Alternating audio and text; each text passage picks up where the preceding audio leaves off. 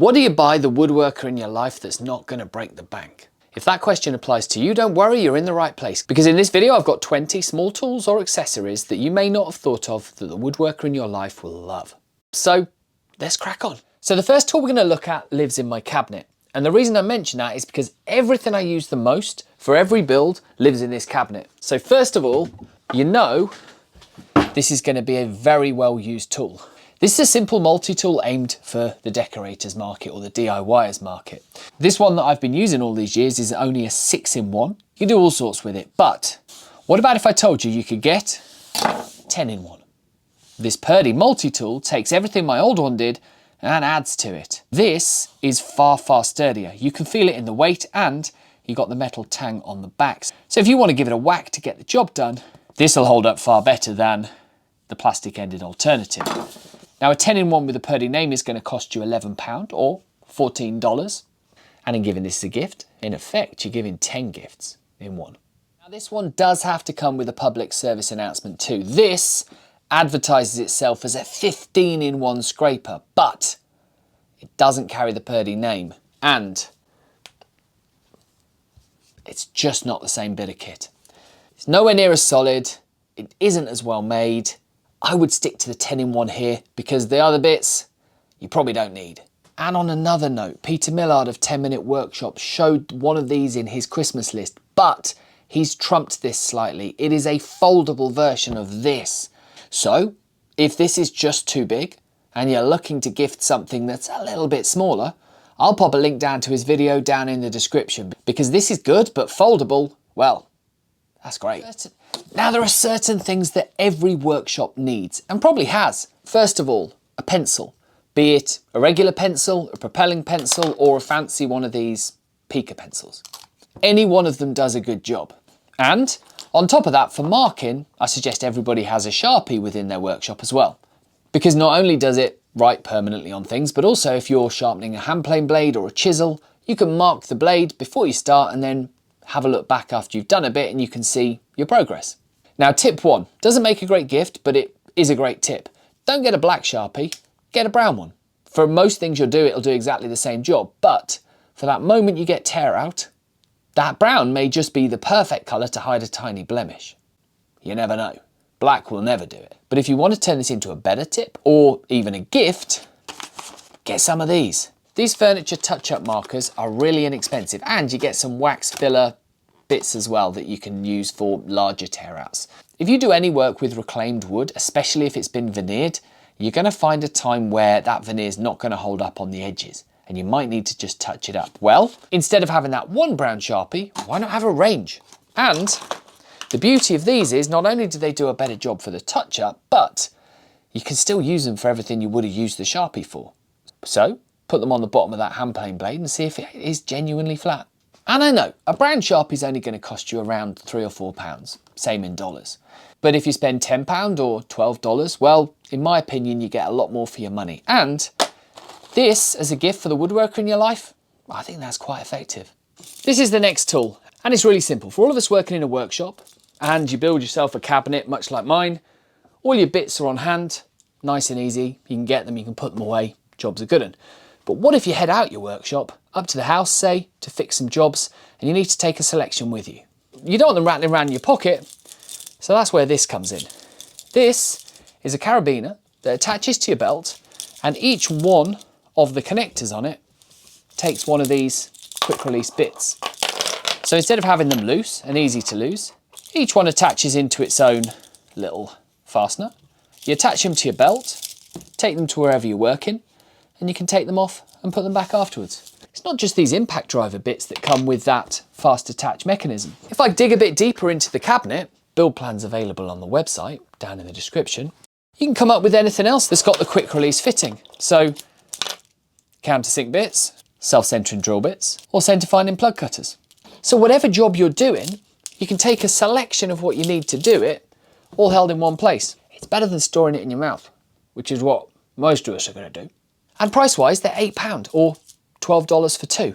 And while we're talking about bits, it's a bit of a tenuous link in all honesty. Recent video I tested a whole load of countersink bits to see which one was the best. And one thing I noticed is that they all came with these black Allen keys or hex keys. And these are what you use to adjust the countersink bit itself. But each one eventually ends up slipping because the metal at the top is really weak and cheap. So this gift is a really simple one. Have one good set of hex keys or Allen keys in your workshop and make these your go-to. Keep them in a place where you're not going to lose them. Make sure you've got a selection of sizes. I like these because they've got a rounded base, making them a little bit easier to get into place. You can pick up a decent set for about £15, $15, and this is going to save you a huge amount of frustration with these cheap ones. And it's a very thoughtful gift. And I know this goes without saying, but if you want to check out any of the tools you see in this video for yourself, I'm going to pop all the links down in the description. This next tool is a get out of jail type of tool. It's not an expensive set, it's not a high quality tool, but it's a great gift, and it's also something that I think every woodworking workshop should have. You'll probably find in any workshop that you've got a selection of larger files. I've got a random array of different sizes.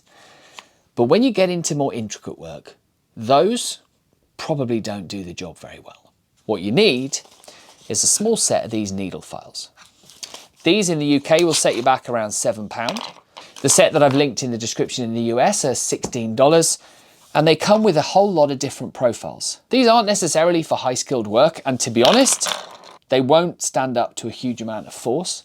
But if you're planning on doing something, much like I did with this sign, where you're cutting letters out, you're going to need something to get into those small, hard to reach places. And that's where these will get you out of jail. As anybody who's watched the channel recently will know, I've just gone into 3D printing. There are a couple of tools that I think if you've got 3D printing on the mind, will help you out. You might even find another use for them in the workshop. Great little gifts. Firstly, not all 3D prints come out utterly smooth with no little bits attached to them, burrs if you like. So you're going to need a tool to take them off.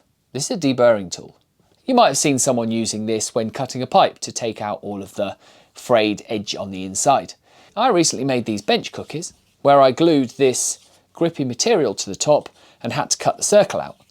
I actually found that drilling a hole and then using the deburring tool to cut around the circumference gave me the best finish and the quickest job. And at £14, I've chosen this one because it's made of aluminium, so it feels a little bit weightier, and it has a quick release for the blade, so you can change these bits at the end, and you get 10 or 15 with it, depending on what bundle you buy. Another thing that's tricky when you're 3D printing is removing some of the test filament that's on the bed of the printer every single time.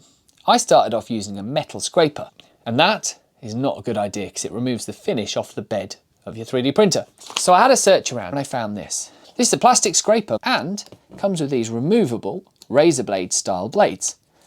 Each one having 2 sharp edges, meaning they're going to last a little bit longer. And these do an amazing job of removing the filament off the bed of the printer.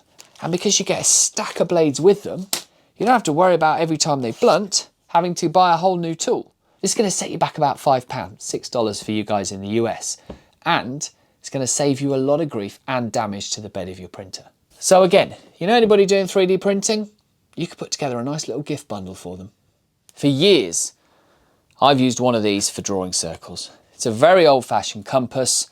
It's a little bit clunky, and if you're giving something as a gift, why not make it something that's elegant? So I went on a little bit of a hunt, and I found this. This is not expensive, £9, $12, but it's a really nice compass set. You get some spare lead, you get a pencil attachment, so you don't have to use the retractable lead that's in there. But what I really like the most about this is the design. I think it's a really pleasant thing to use. So, first thing first, both of your sharp bits are protected. You press this lever down on the side to be able to open it, and then it locks. Why not buy tools that are a pleasure to use and a little bit interesting in their function? I'm sure there's cheaper ways of getting the job done, and you could probably get away with string and a pencil. But if you're going to gift somebody something and you want to make sure they don't already have it, I pretty much guarantee this would tick that box. We've got 2 more tools before we get into our grand finale of sorts, where we do a cluster of tools around one purpose. This next one is a bit of a rare one because I can guarantee I use it on every single build, every single day I'm in the workshop. This is an extendable magnet. Now, I am sure you have seen 100 recommendations for these. I've gone through 3 or 4 now, and this is the only one that does the job as well as I want it to. It is super solid. Full extension, very little flex. And to be honest, most of the time you're going to use this to pick up screws or the arbor nut when it falls into the inside of your table saw. As for me, the reason I use this every single day, every single build, is because I've got these metal dog hole covers and they're flush with the top of this workbench. Now some magnets can't handle this because they're not strong enough to pull them out, especially if these get wedged in, but this can take every single one of them out quickly so you can put your clamps into place or whatever you're using in the dog hole and then carry on working. One of these will only set you back £9 or $8. And I guarantee if you give this to someone, well, first of all, they'll look at it and wonder what they can use it for, but once they start using it, put it into their workshop, they'll thank you. This is my number 7 Bedrock hand plane. This is a beast and it weighs a lot. It's the sort of hand plane you generally carry with 2 hands.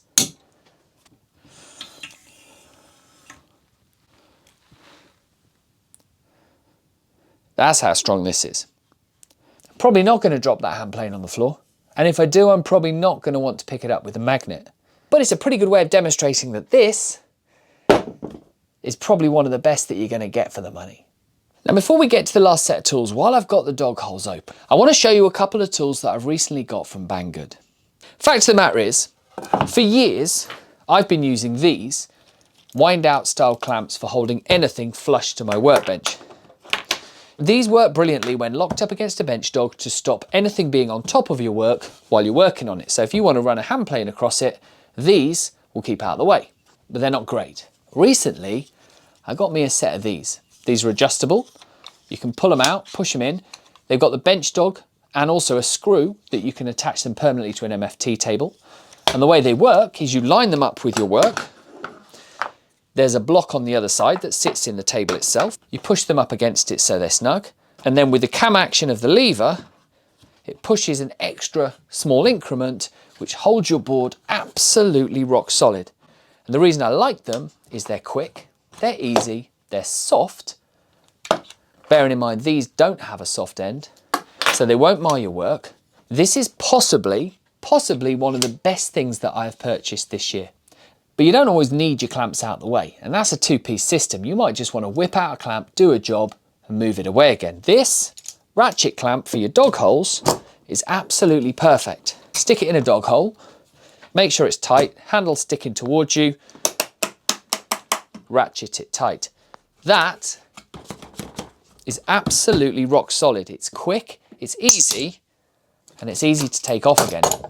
So if you want quick setup, strong hold, these are 2 of the best clamps for worktop clamping that I have found this year. They're probably the priciest thing in this video at £20 or $26, but actually compared to their competitors, that's pretty good value. The ratchet clamp currently is £13 or $16, and I will say as a caveat, the prices on Banggood do tend to go up and down a lot, so pick your time for buying them as a gift. Hopefully you've got enough time before the holiday season to nab yourself a couple of these, either for yourself or as the perfect gift.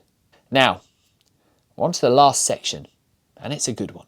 If you're a woodworker or DIYer, then the one thing you can guarantee you're going to use is glue. How you apply the glue and the accessories around it, now that's an area that you can bundle up a really nice thoughtful gift for you or for someone else. I started off buying one of these Gluebots, and in fact, I even bought a smaller one. And nothing against them. I'm not going to tell you there's anything wrong with them. They're great. In fact, just bought me a new one to replace the one that's gunked up. And this isn't one of the suggestions, but if you are looking at buying something similar to this, they're great because you can squeeze and the glue comes out and you don't have to tilt the bottle to use it. That's the main reason to get one of these. But most of the leading brands do a perfectly good bottle with a perfectly good nozzle that clogs a little, like, well, they all do, that you could get by with using just fine. I'm not going to tell you that's wrong either. I also use one of these glue spreaders like everyone else, and these are good. And in fact, I've just bought myself a new one for this video that I'm going to use in the future. And for £10 or $6, they do a really good job. I do have one minor gripe, and that is the thing that everyone loves. You let the glue harden, you then remove it, and then over time, when you pull off this dry glue, you're going to end up losing bristles. They don't last forever. However, there are other options. Personally, I keep a stack of these wooden handled small craft brushes on hand. For £6 you can buy 20. They're much more precise for intricate work. I also suggested in last year's video to get some of these little silicone pots.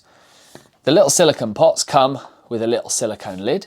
When I'm doing glue ups and I'm using these brushes, so for instance if I'm doing mitre joints on a box or box joints, I'll put the glue in here rather than put it straight on the joint, and then I'll paint it onto the joint. So I get less squeeze out and a better finish. These are brilliant because you can leave the glue in there for a couple of days and then wash it out afterwards. So you're also cutting down on wastage. But I can't recommend exactly the same thing as last year, albeit a good system. So I've been scouring the internet and I've found some other options, and I think they are brilliant alternatives. First of all, let's talk alternatives to these glue bottles. I've started buying these small condiment dispensers, and I've started filling those up with glue. There's actually a very good reason for these. But first, how do you know which bottle to get? Well, I've put the set of 4 in the links that I got for £7. They're about $12 in the US. And the reason I've done that is because I tested a few. Before you put any glue in these when you buy them, send them back if when you squeeze them, they squeeze. Take this for instance. If you squeeze it for long enough and you can hear the air coming out and it compresses, then you've not got an airtight seal and your glue's going to cure. So get rid of it. But there's another reason for getting these. The nozzle comes with around about 2 to 3 millimeter gap, which is great because you get a nice thin bead of glue. Anything more delicate than this, and I'm bringing out a brush. However, if you want to cover a larger surface area, what you need to do is carefully cut that opening a little bit wider, and you can get a thicker bead of glue. Don't cut it below the ridge that clicks it off though, otherwise you'll wreck that seal. But there's more. While I was searching, I managed to find this set, and it's only £10 because what you get is another one of those rubber containers for keeping your glue in, and it's relatively airtight. But what's clever about it is you get ridges on the top, so when you take the glue lid off, you're supposed to be able to attach it to the top of the pot, and then it comes with 4 handy spreaders. Each one has a different profile for getting into different types of glue up. And what's more, on the top, you got handy leaning points. So if you're worried about putting them on the workbench while the glue cures, well, you just balance them on the container. And for a little cluster gift, this is brilliant. £10 in the UK, but in the US, they even add more to it, like more glue brushes and rollers for about $27. So you've got one gift all in one that you can give to the woodworker in your life. So where some people will give you a one-size-fits-all answer to what you should be using for glue ups, well, what I'm suggesting is it really depends on what you're gluing up. Because for small intricate glue ups, these are all great. But if you're going to do bigger glue ups, well, these things aren't great. But those recommendations are for another video. And there it is. That's my last minute list of inexpensive gifts for the woodworker in your life. Please don't forget there's links for all of these down in the description. If you've enjoyed the video, click on the subscribe. And there is still a competition that is open where you can win some of the things that were in the first video if you sign up to Patreon, free or paid. I'll link everything down in the description, but most importantly, forget all of these recommendations. The biggest recommendation I can give to you is this time of year, if you're thinking about making something, I really hope you do get started, and I really hope you enjoy the build. I hope whoever you make it for, be it yourself or someone else, loves the fact you've put the effort in, and I hope you enjoy the process. And lastly, whatever you do this festive time of year, please take care of yourself, enjoy yourself, be kind to yourself, and I'll see you next year. Thanks a lot.